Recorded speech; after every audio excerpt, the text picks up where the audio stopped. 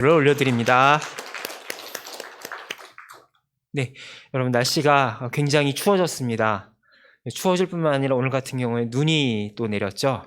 네, 아랫지방에 있을 때는 눈 구경을 할 수가 없어서 아쉬웠는데 윗지방에 오니까 겨울이 되니까 역시 그래 겨울은 눈이 내려야지 라는 거를 볼 수 있어서 좋기는 한데 땅이 미끄러워져 가지고 저도 오늘 왔다 갔다 하면서 몇 번을 미끄러질 뻔하였습니다.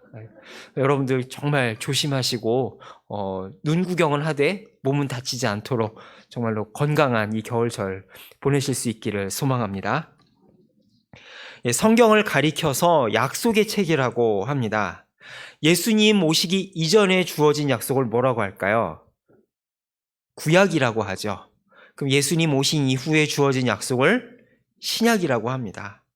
그리고 신구약 성경을 통틀어서 하나님이 우리에게 주신 대부분의 약속과 예언들, 이런 모든 말씀의 대부분은 이미 우리 시대에 성취가 되었음을 성경을 통해서 그리고 역사를 통해서 확인하게 됩니다. 특별히 구약에 예수님이 오실 것이다, 메시아가 오실 것이다 라고 하는 대부분의 예언들은 신약에 와서 대부분 성취가 되었죠. 예수님이 베들레헴에 태어나서 어떠한 모습으로 살다가 어떻게 돌아가시고 또 부활하실 것까지 이미 예언이 다 이루어졌고 우리가 그것을 성경을 통해서 보고 있습니다. 그런데 성경에 이렇게 기록된 수많은 약속 중에 아직 우리에게 현실화되지 않은 약속이 단 한 가지 남아 있습니다. 그것은 무엇일까요? 바로 예수님의 재림의 약속입니다.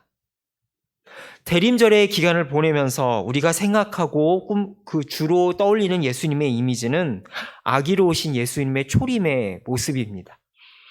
하지만 대림절을 보내면서 2000년 전에 예수님의 초림과 더불어서 중요하게 생각할 것이 있는데요. 그것은 바로 다시 오실 영광스러운 재림의 날이라는 것입니다. 예수님이 이 땅에 오셨다라는 것은 구원의 시작을 알리는 것이기도 하지만 동시에 추수와 심판의 시기가 시작되었음을 알리는 신호탄이기도 합니다. 그러니까 예수님이 이 땅에 오셨다라는 것은 구원의 시작을 알리는 신호탄이지만 동시에 동전의 양면과 같이 구원의 시작은 곧 심판의 시작을 알리는 것과 같다라는 것이죠. 이러한 사실을 히브리서 1장 1절에서 2절에서는 이렇게 선언하고 있습니다. 옛적의 선지자를 통하여 여러 부분과 여러 모양으로 우리 조상들에게 말씀하신 하나님이 이 모든 날 마지막에는 아들을 통하여 우리에게 말씀하셨으니 이 아들을 만유의 상속자로 세우시고 또 그로 말미암아 모든 세계를 지으셨느니라 라고 선언하고 있습니다. 그러니까 옛적의 선지자를 통하여 여러 부분과 여러 모양으로 조상들에게 말씀하셨다는 건 무엇을 의미할까요? 바로 구약 성경을 의미합니다. 구약 성경을 펼쳐보면 우리가 예언자들을 통해서 혹은 꿈을 통하여서 특별한 계시나 기적을 통하여서 하나님이 말씀하시는데 이 모든 날 마지막에는 누구를 통하여서만 말씀하신다는 겁니까? 아들을 통하여서 하나님이 이제 최종적으로 하나님의 때를 선포하고 있다라고 하는 것입니다. 예수님의 존재 자체가 이미 무엇을 의미하고 있다라는 겁니까? 이 세상에 마지막이 왔다라는 것을 의미하는 것이나 다름없다라는 것이죠. 그런데 우리는 이 종말에 대해서 두 가지의 극단적인 태도를 가지기가 쉽습니다. 하나는 무관심이고 또 하나는 그와는 정반대로 막연한 두려움과 극단적인 종말론입니다. 20세기가 저물고 21세기를 앞둔 1992년도에 우리나라는 다미선교회라고 하는 극단적인 종말론자들로 인해서 큰 혼란을 겪은 적이 있습니다. 예수님이 1992년의 10월의 어느 날 바로 자기들이 예언한 그 날에 특정한 날에 재림하시고 그 다미선교회에 소속되지 않은 자들은 휴거되지 못하여서 이 땅에서 고통받을 것이다 라는 잘못된 종말론이 우리나라를 휩쓸고 지나갔습니다. 그래서 사람들은 거기에 빠져서 자기의 모든 재산을 팔아서 그 선교에다 헌납하고 예수님의 재림을 기다렸죠. 저는 그때 이제 중학생이었는데 중학생으로서 이제 그때는 저희 집은 교회 안 다니던 때였고 텔레비를 보면서 저 미친 사람들 뭐냐라고 이제 저희 어르신들이 그렇게 얘기했던 것이 기억이 납니다. 그렇게 예수님의 재림을 기다렸지만 결국 어떻게 됐습니까? 재림은 일어나지 않고 말았죠. 그래서 한국의 교회사를 연구하는 학자들은 우리나라의 고도로 성장하던 교회 성장이 어느 때를 기점으로 성장이 멈췄느냐라는 걸 잘 따져보니까 바로 이 1992년도의 종말론 사건을 기점으로 인해서 한국교회 성장이 멈춰가기 시작했다라고 이야기를 합니다. 그러니까 엄청난 해악을 끼친 사건이죠. 그래서 사람들은 이 사건을 계기로 인해서 이 종말론에 대한 극단적인 또 거부감을 갖게 되었습니다. 종말이 어딨냐? 종말이란 말도 안 된다라는 태도이죠. 교회는 어떻습니까?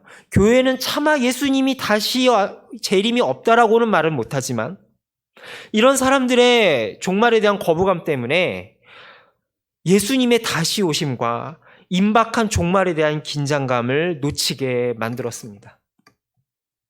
그러나 하나님은 이런 타락한 세상을 흔드심으로 이 세상이 전부가 아니고 마지막 날은 분명히 있다라는 사실을 우리들에게 경고하십니다.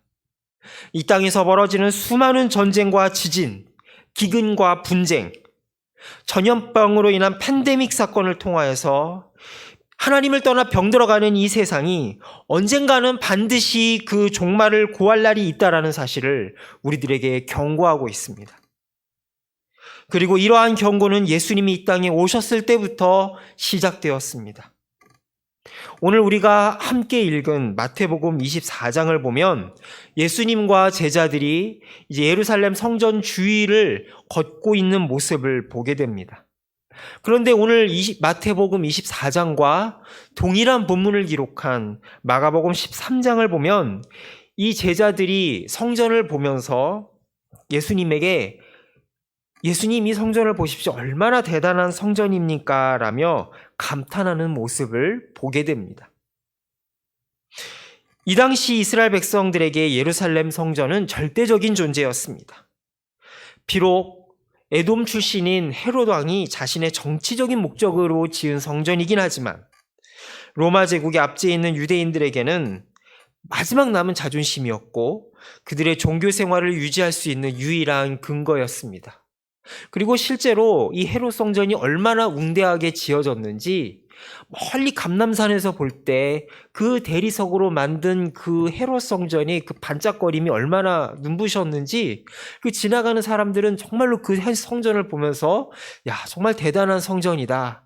하나님이 저렇게 대단한 성전에 거하시는구나 라고 생각을 하였다라고 합니다.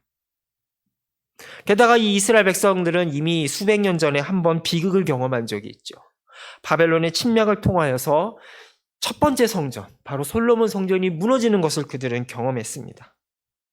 그리고 이제 우여곡절 끝에 헤롯 왕의 힘을 빌려서 겨우 성전을 세우고 유대 민족의 부흥과 독립을 꿈꾸려 하는 이 이스라엘 백성들에게 이 이스라엘 백성들이 예수님에게 원했던 것은 무엇이었을까요? 바로 이 성전을 중심으로 자기들의 자존심을 좀 세워달라고 하는 것이었습니다. 다윗과 솔로몬의 시대를 다시 열어서 자신들의 자존심을 좀 세워달라고 하는 것이었죠. 그런데 예수님의 말씀은 충격적이었습니다. 이 제자들의 감탄에 예수님은 이렇게 말씀하시죠. 너희가 이 모든 것을 보지 못하느냐? 내가 진실로 너희에게 이르노니 돌 하나도 돌 위에 남지 않고 다 무너뜨려지리라 라고 말씀하십니다. 당시에 유대인들에게 있어서 이 성전이라고 하는 것, 예루살렘 성전은 세계의 중심일 뿐만이 아니라 우주의 중심이었습니다. 다른 곳은 다 무너져도 성전만큼은 무너질 수 없었고 하나님은 이 예루살렘 성전을 중심으로 반드시 우리 민족을 다시 세워주실 것이다 라고 믿었습니다. 그런데 이 성전이 무너진다라는 것은 곧 무엇과 똑같은 말이냐? 성전이 무너진다라는 것은 세계가 무너지는 세상의 끝자락, 바로 종말과 같은 사건이었기에 제자들은 예수님에게 따로 조용히 찾아가서 조심스럽게 묻습니다. 과연 이 종말의 때가 언제 일어나며 그 종말의 시기가 닥치면 무슨 일이 일어나겠습니까? 라며 묻습니다. 이러한 질문에 대해서 예수님은 마태복음 24장에서 종말에 관한 말씀을 계속 하십니다. 그리고 오늘 본문 25장은 그러한 종말에 관한 연속선상에서 주신 비유의 말씀입니다. 오늘 말씀 1절에서 천국은 마치 등을 가지고 신랑을 맞으러 간 10명의 처녀와 같다라고 말씀하십니다. 이 말씀을 이해하려면 당시의 유대인 결혼식 풍습을 우리가 먼저 알 필요가 있습니다.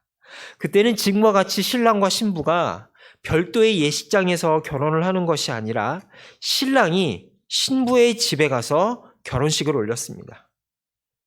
그리고 중동 지방은 어떻습니까? 지금도 그렇지만 중동 지방은 낮에는 굉장히 기온이 뜨겁죠. 그렇기 때문에 이 결혼 예식은 저녁에 올리곤 했습니다. 많은 사람들을 초청해야 했기 때문이죠. 이때 신부의 집에서는 신랑을 맞이하는 들러리를 세웠습니다. 오늘 말씀에 나온 이 10명의 처녀는 바로 신부와 함께 신랑을 맞이하는 10명의 들러리들이었습니다. 이 들러리를 쓰는 처녀들은 횃불이나 자기가 가지고 온 등불을 밝히고 신랑이 신부의 집에 들어가는 것을 함께하는 사람들이었으며 이 모든 과정을 깨어서 함께한 사람들만이 등불을 들고서 함께 이 행렬에 참여한 사람만이 결혼식장에 참여할 수 있었습니다. 여러분 결혼식 하면 어떤 느낌이 드십니까? 결혼식에 가면 좋겠지만 결혼식에 가지 못한다면 못 가면 그만이지. 축의금이 더 중요한 것 아닌가? 라고 생각할지 모르겠습니다. 요즘에 이루어지는 결혼식의 모습을 보면 대부분의 정서, 많은 사람들의 정서가 그런 쪽으로 기울 수도 있는 것 같습니다.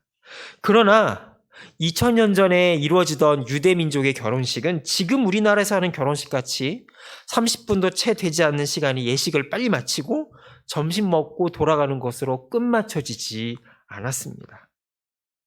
이때의 결혼식은 온 마을 사람들의 잔칫거리였으며 무려 2주 동안 끊이지 않고 진행이 되는 매우 성대한 잔치였습니다. 따라서 이 결혼식에 참여한다는 것은 엄청난 예식에 초대받아서 함께하는 그런 기쁨의 잔치라고 하는 것이죠.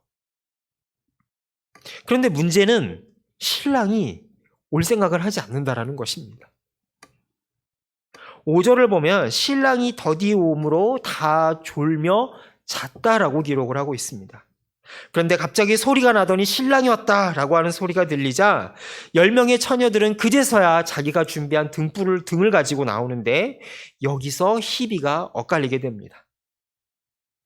등불을 밝힐 수 있는 기름을 준비한 처녀들은 바로 그 등불을 켜서 신랑을 맞이하러 나아갑니다.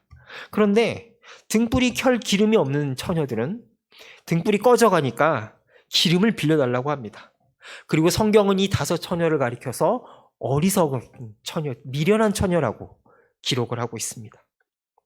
그러나 그들에게 나눠줄 기름은 없고 결국 기름을 준비하지 못한 처녀들은 밖에 기름을 사러 나간 사이에 문은 굳게 닫힙니다. 그리고 11절과 12절에서 이렇게 기록합니다. 그 후에 남은 처녀들이 와서 이르되 주여 주여 우리에게 열어주소서. 대답하여 이르되 진실로 너희에게 이르노니 내가 너희를 알지 못하노라 라고 말이죠. 예수님은 이 말씀을 통하여서 종말을 맞이하는 우리에게 정말로 원하시는 것이 무엇을 말씀하고 싶어 하는 걸까요? 이 부분을 알기 위해서 우리는 5절 이하를 주목해서 볼 필요가 있습니다. 5절에 보면 신랑이 늦게 와서 모두가 다 졸며 잤다라고 기록을 합니다. 여러분, 여기서 졸며 잔 사람들은 누구를 의미할까요? 여기서 졸았던 대상은 10명의 처녀가 모두 졸았다는 겁니다. 여러분, 우리가 종말에 대해서 가장 많이 듣는 교훈 중에 하나가 무엇입니까? 깨어 있어야 한다. 자지 말고 정신을 차려야 된다라고 말씀합니다. 오늘 본문에서도 마지막 13절에는 뭐라고 교훈하고 있습니까? 깨어 있으라고 말하고 있습니다. 그러면 오늘 본문 5절을 보면 10명의 처녀가 모두 잠들었다라는 것은 무엇을 의미하고 여기서 말하는 잠이라는 건 무엇을 의미할까요?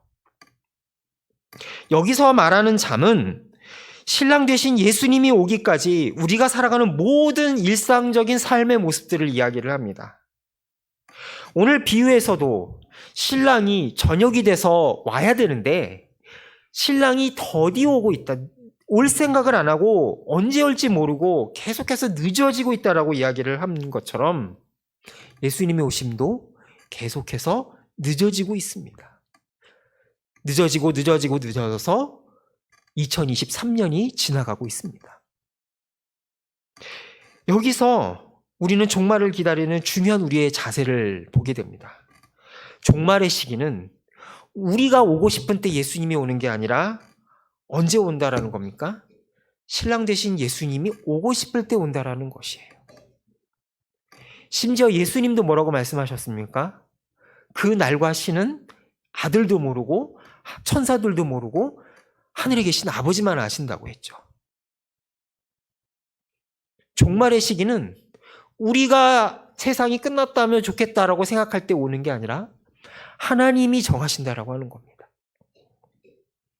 따라서 종말이라고 하는 것은 우리가 이 세상에서 살아가야 될 일상이라고 하는 짐과 책임을 면피시켜주는 핑계가 될 수 없다라고 하는 것이죠.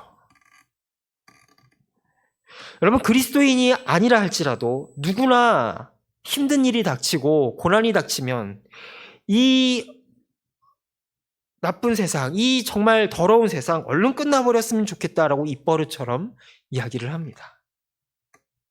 그리고 예수님의 다시 오심을 믿는, 종말을 믿는 그리스도인이라고 한다면 더더욱이나 이 세상이 전부가 아니라는 사실을 우리는 믿음으로 고백을 하죠. 그런데 사실은 우리가 종말을 이야기하고 세상의 마지막을 이야기하는 그 대부분의 마음의 깊은 동기를 살펴보면 우리가 이 세상에서 감당해야 될 세상의 짐을 벗어버리고 싶은 마음에 이 세상이 끝났으면 좋겠다라고 이야기하는 경우가 대부분이라는 사실을 우리는 인정하지 않을 수 없을 것입니다. 모든 것이 안정화되고 발달된 세상을 사는 우리들도 이러한 생각을 하게 되는데 이 마태복음을 처음 접하였던 초대교회의 교인들은 더하였을 것입니다.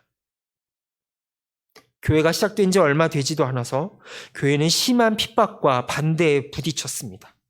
예수님을 믿는다는 이유로 사람들은 재산과 삶의 터전을 빼앗기고 권세자들에게 핍박과 고문을 받았습니다. 그래서 초대교회의 교인들은 숨어서 예배를 드리며 그들이 항상 외쳤던 말이 마라나타 주 예수여 어서 오시옵소서라고 외쳤던 것입니다.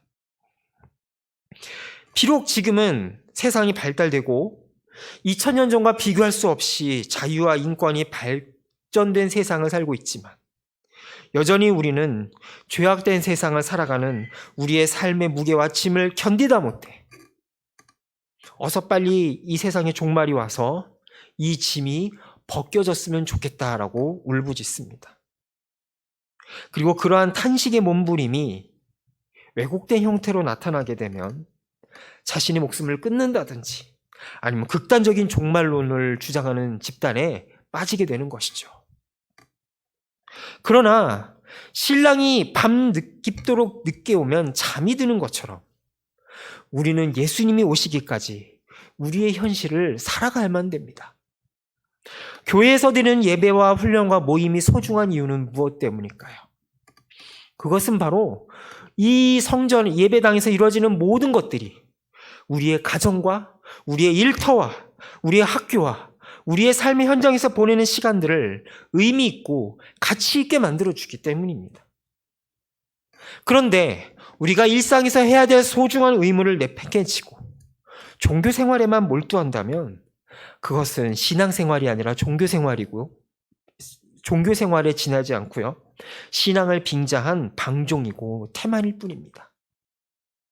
겉으로 볼 때는 열심히 있는 신앙인인 것 같지만 바로 그러한 자세야말로 깊이 영적인 잠에 빠진 사람들이라고 볼 수밖에 없는 것이죠. 그렇다면 이 10명의 처녀들이 모두 잠들었는데 이들의 희비를 가른 것은 무엇이었을까요? 아까 나눈 것처럼 처녀들이 모두 등을 가지고 온 채로 잠이 들었습니다. 그런데 8절에서 10절을 보면 그 등 안에 불을 밝힐 수 있는 기름이 있고 없고에 따라서 희비가 갈리고 삶과 죽음이 갈리는 것을 보게 됩니다. 여러분, 이 처녀들은 무엇 때문에 그 자리에 있는 걸까요? 그 처녀들은 자기가 가지고 있는 등 혹은 자기가 가진 횃불에 불을 밝혀서 신랑과 신부가 가는 길을 밝히는 것이 그들의 중요한 임무입니다. 그런데 등은 가지고 있는데 정작 그 등을 밝힐 기름이 없다라는 것은 무슨 의미로 예수님이 말씀하신 걸까요?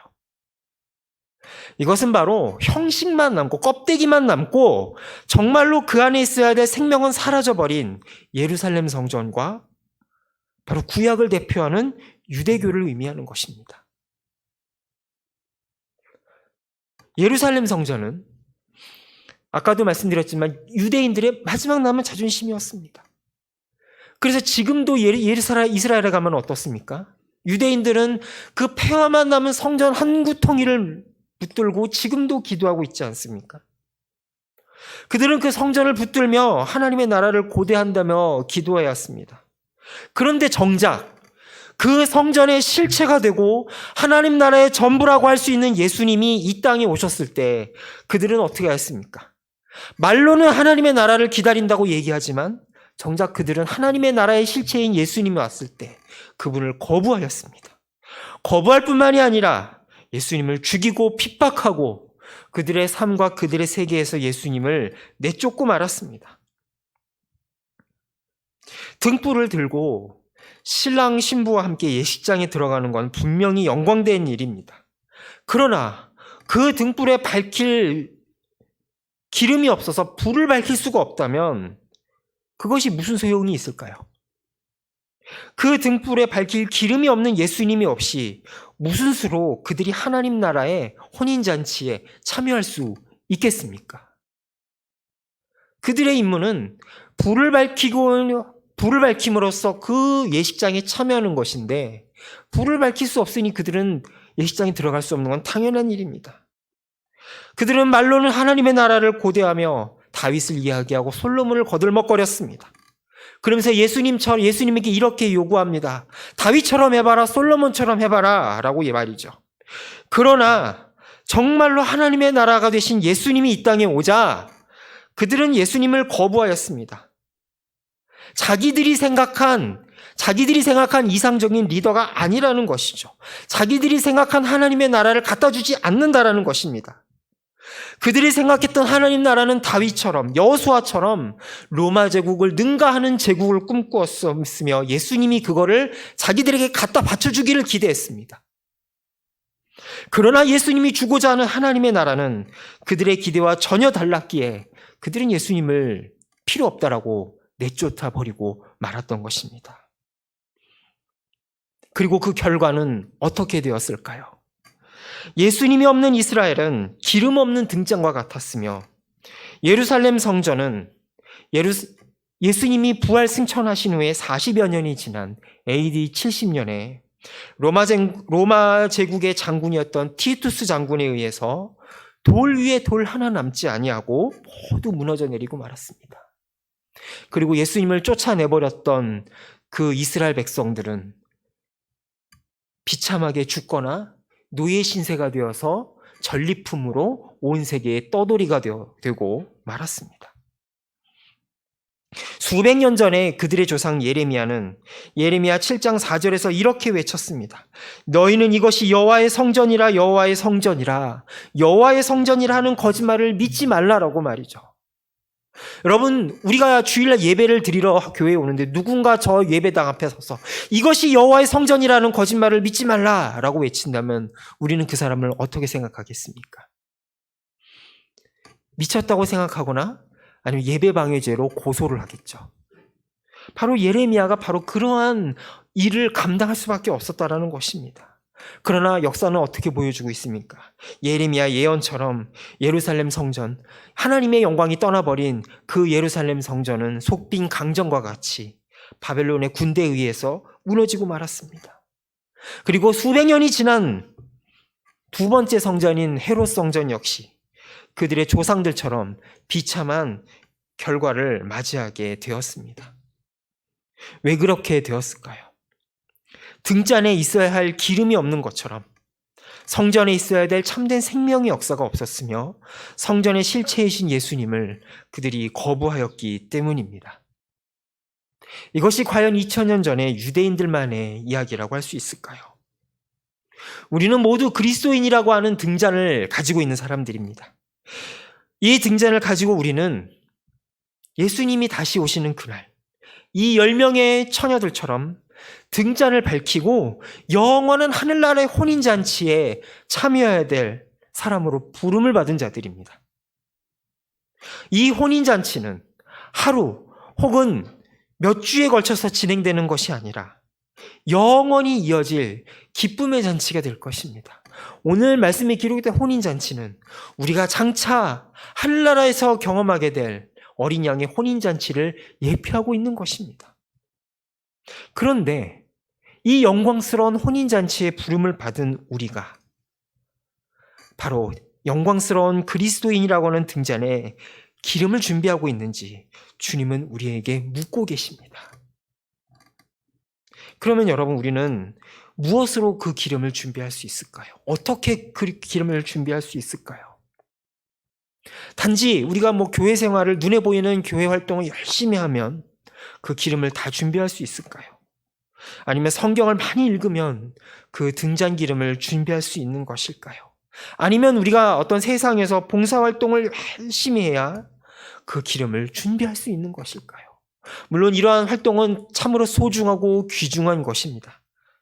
그러나 여러분, 만일에 우리가 병들고 지치고 가진 것이 아무것도 없어서 누워만 있어야 하는 처지에 이른다면, 언젠가 우리가 가지고 있는 수많은 타이틀이 다 거두어져서 정말로 이제 마지막을 기다려야 될 처지에 누워 있다면 우리는 그 기름을 준비할 수 없는 것일까요?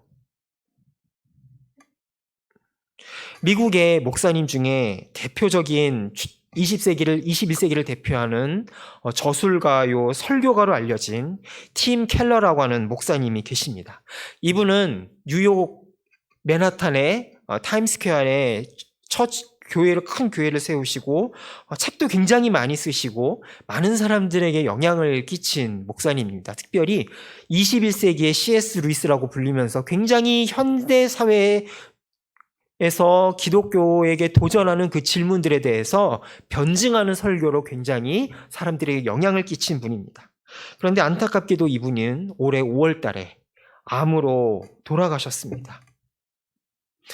그분이 돌아가시기 전 자신의 절친한 친구였던 존 파이퍼 목사님과 주고받은 이메일이 공개가 되었습니다.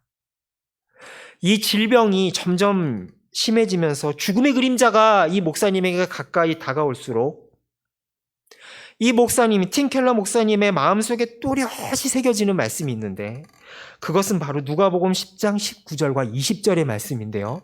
함께 누가복음 10장 19절 20절을 읽도록 하겠습니다. 내가 너희에게 뱀과 전갈을 밟으며 너희를 해칠 자가 없으리라. 그러나 귀신들이 너희에게 항복하는 것으로 기뻐하지 말고 너희 이름이 하늘에 기록된 것으로 기뻐하라 하시니라. 아멘. 이 팀 켈러 목사님의 사역은 참으로 이 누가복음의 말씀처럼 뱀과 전갈을 밟으며 원수의 모든 논리를 대적하는 참으로 위대한 사역이었습니다. 수많은 사람들이 이 팀 켈러 목사님으로 인해서 주님을 만났고 기독교에 대해 확신을 가졌으며 놀라운 사역을 펼쳤습니다. 미국을 넘어서 수많은 나라에 수많은 언어로 이 책이 번역되어져서 사람들에게 영향을 끼쳤습니다. 그런데 그 대단한 사역을 하신 목사님이 이제 자기의 모든 것을 정리를 하고 뒤로 하고 자신의 마지막을 마주해야 되는 그 결정적인 시간, 나의 삶 가운데 가장 소중한 것이 무엇이라고 고백하는 줄 아십니까?